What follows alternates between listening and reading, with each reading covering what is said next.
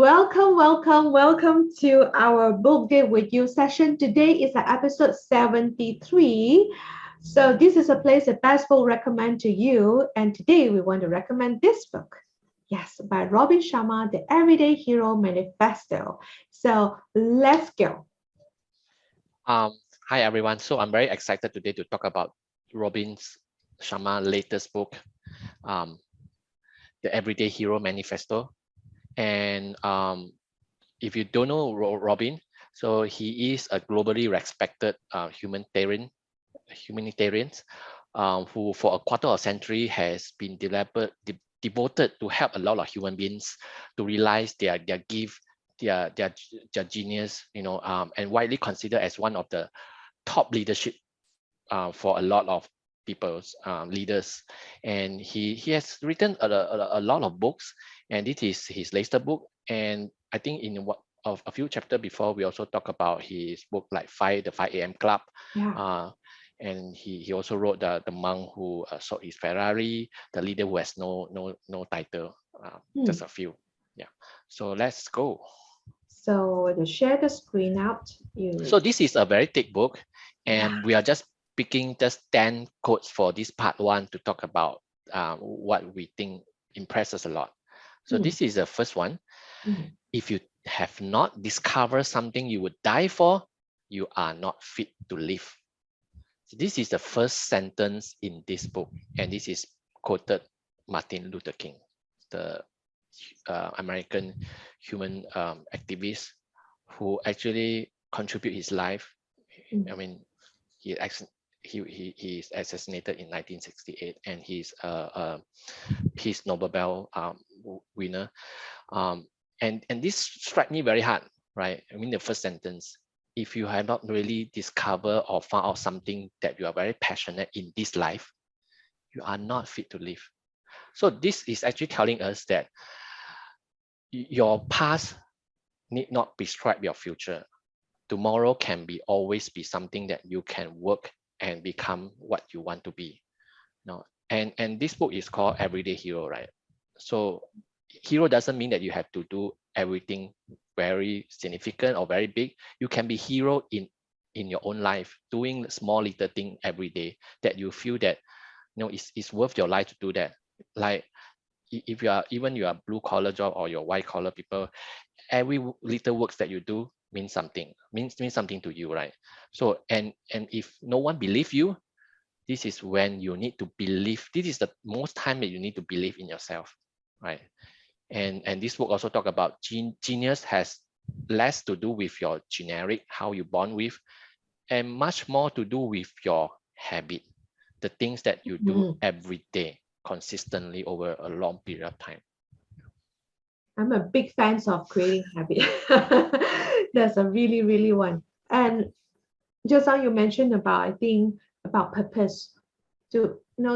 I personally feel like discovering the purpose of of us in this life, it's really, really important. You can see from this quote how powerful is this quote already. So let's go to this the second slide. The second one is, again, it's a quote from Charles Bukowski, and it's quite ironic, but I'm going to read this for you. We are all going to die, all of us. What a circus! That alone should make us love each other, but it doesn't. We are terrorized and flattened by trivialities. We are eaten up by nothing.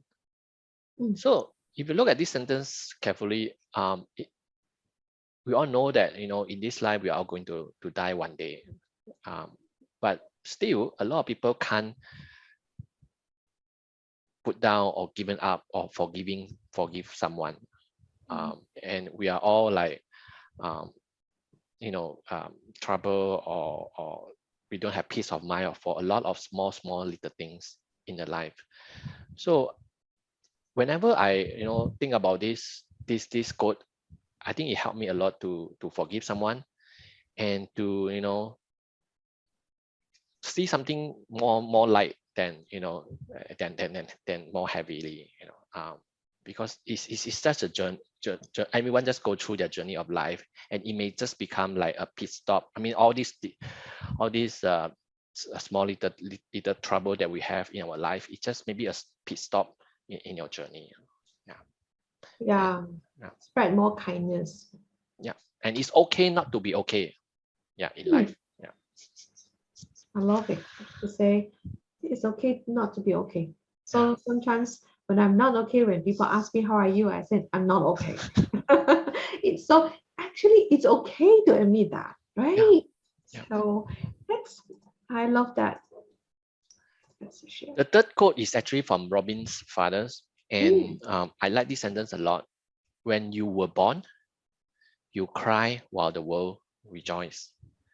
Live your life in such a way that when you die, the world cries while you rejoice.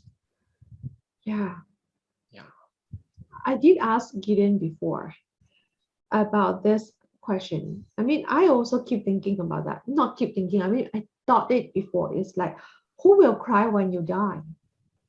It just sometimes how you bring yourself in your life, how you carry yourself in this life, that other people will remember you when you die. So, and the thing is like how people were going to describe you when you die. It's like when people are getting your eulogy, right? So how they're going to describe you. And Gideon jokingly said he want to read my eulogy. So better write one first. I actually wrote one a few years back. Maybe I want to refresh it before I pass to you. It's like it's it's how I want to people to remember about us, right? How we want those people around us to remember us. So make sure that you can live your life in such a way that when you die, so the when you rejoice and people remember you with who you are. So now we want to go to the next one. The next slide is just a short one. Mm, Nothing is perfect. And Robbins in this book, he likes to exercise, jogging a lot in the forest or in the mountains. So he quote the example: in nature, no garden, no flower, no forest is perfect. Same for life, because life is governed by the same natural laws. You won't find anything that is absolutely perfect ever. So once you accept this, you find that it's more easier to manage your life. You exist with more cheerfulness, peacefulness, and spiritual genius. Of course, I agree nothing is perfect. And also I agree that we have to pursue mm, perfection. But this is what the stage that we need to do. We can pursue perfect, but don't let this perfectionist be a stopper for you to start anything or continue anything, because nothing is perfect. mm, lovely. Yes. To see the progress instead of seeing the Yeah. perfection is even more important. See the progress. Okay, next. Next is a short abbreviation. I hope you all remember after this: IPOP. Mm, Input positivity and your output positivity.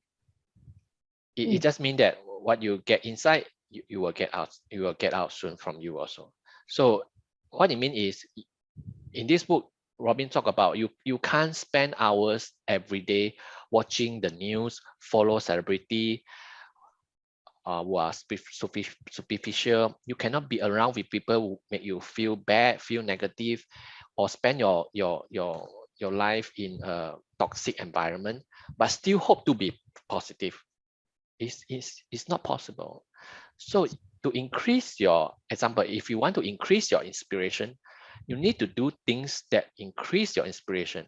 If you want to be positive, stay positive with people that is positive or environment that is positive. Try to do that.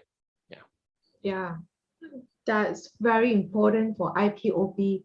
Every morning, like me, I do the morning positive affirmation. And I know Gideon and me, we both follow Darren Hardy, the Darren Daily, every single morning. For me, for at least for the past 6 years, I've been following his, not, I think more than 6 years. I would say 8 years already. I've been following his morning Darren Daily.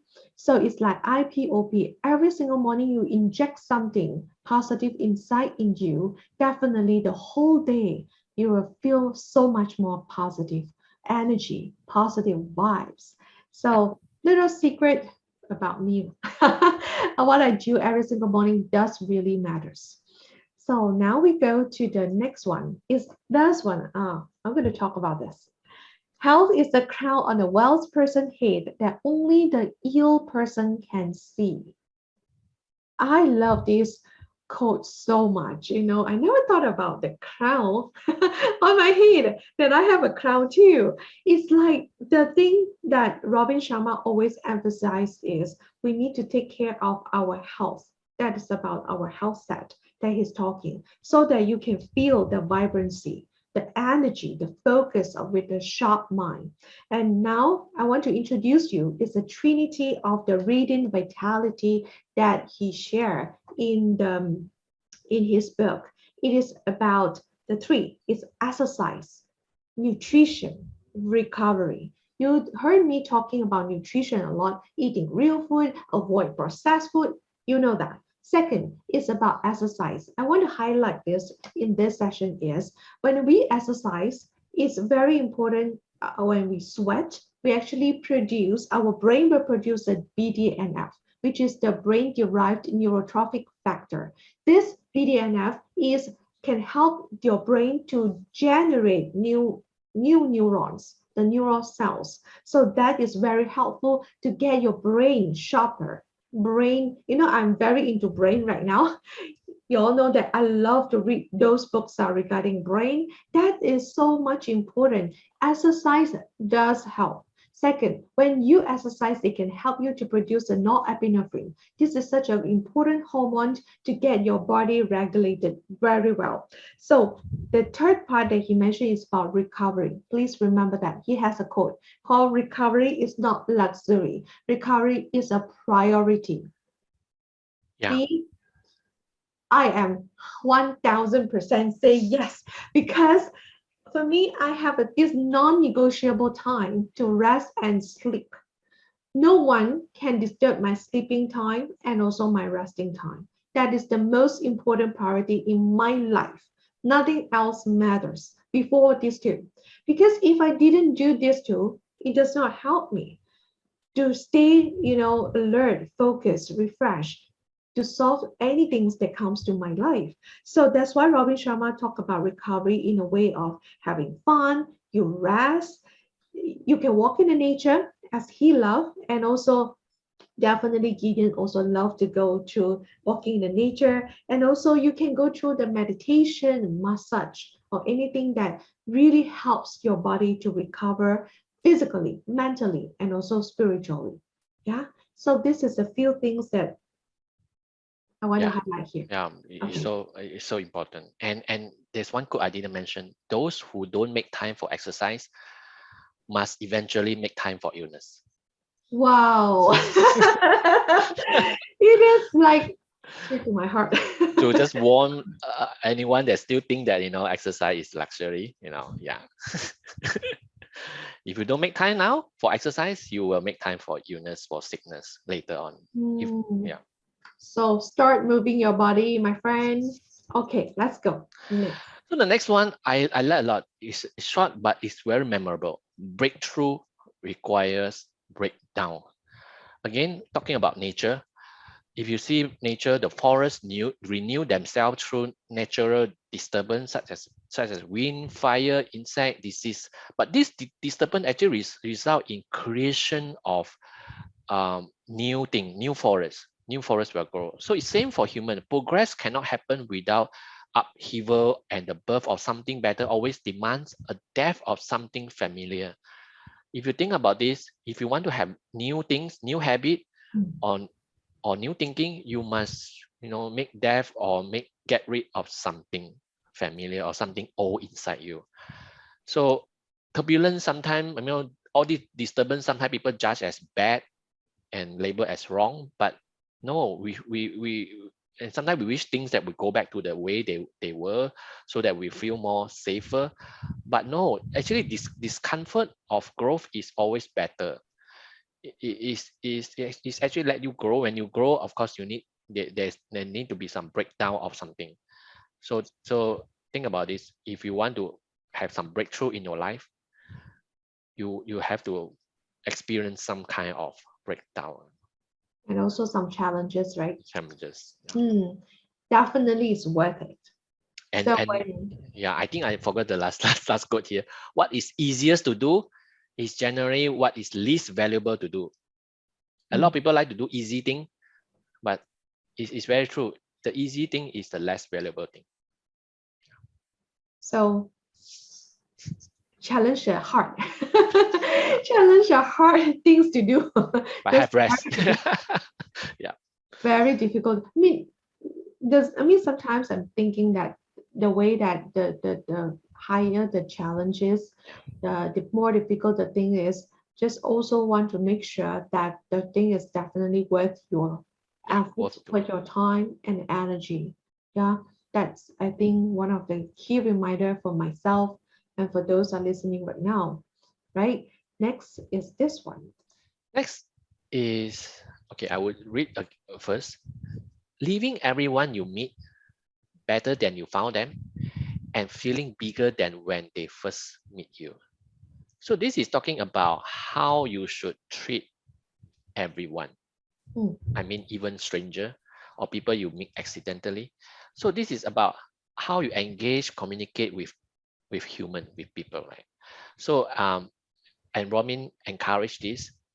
When you meet with someone, when you leave that person, hopefully that person become a better person, or inspired by you, or they become more cheerful after you leave them.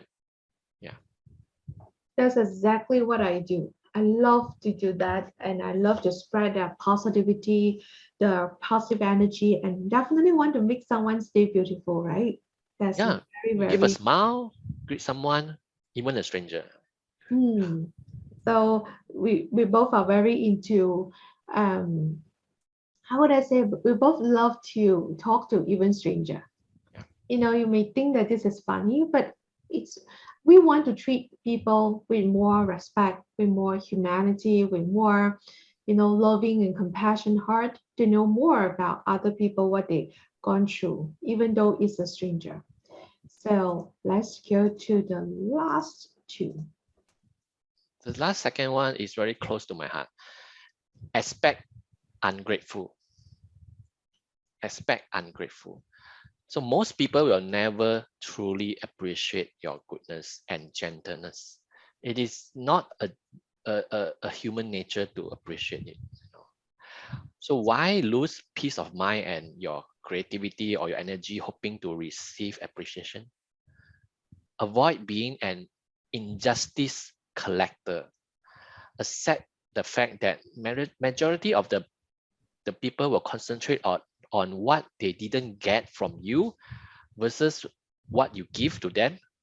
And remember, you don't do for them, rather than you do it for your own generosity, for your own kindness upon them. So remember that someone lack of appreciations, or good manners, or grace, or even fairness is really nothing to do with you. It's everything to do with them. But still, Robin say that stay true to your own moral instinct, to your own, stay true to your own, kindness. Display the positivity, the honesty, the goodwill, the excellence, the humanity, forgiveness, respect to all of them. Do good anyhow. Yeah. Yes. So do our best so that we have no regret. Whether they appreciate us or not, they're grateful with us or not, nothing to do with us. It's there, it's them. So Yeah. we can expect the ungratefulness, right? So the last part is this one. Let me go. Last one. A last one, just because you can't see a solution doesn't mean a solution doesn't exist. Yeah, I want to talk about more on opportunity. It's like when you, let's say you try so many times, can go to 100, 200, 300 times, but you haven't get the real solution yet, it doesn't mean that the solution not exist there. Maybe when you try to the 500 times or even 1000 times, that time you got the solution. So that is, I'm a researcher.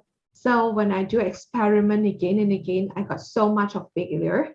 When I do the experiment, I didn't get the things smoothly done. So it means that I need to keep trying. From the failure, from the mistake, or from whatever, I get the value, knowing that okay, what can I improve the next one? So keep trying the something new to improve the situation. So that means so much when you learn from your mistake, learn from the failure, and then keep trying new things, means that the solution is out there. You just need to keep trying and find it out. So keep moving ahead. That really is the key to talk about this. So be open mind, all right? Be open mind about, looking out for opportunity, for any chances, so they can help you to get through the solution. So that's the 10 codes in the part one of this book that we want to share, the Everyday Hero Manifesto, because we're going to share the part two in the future. Not sure when, we were going to do it in the future. And let us know what is your, among the 10 codes, which one resonate with you the most. And see you in the next episode.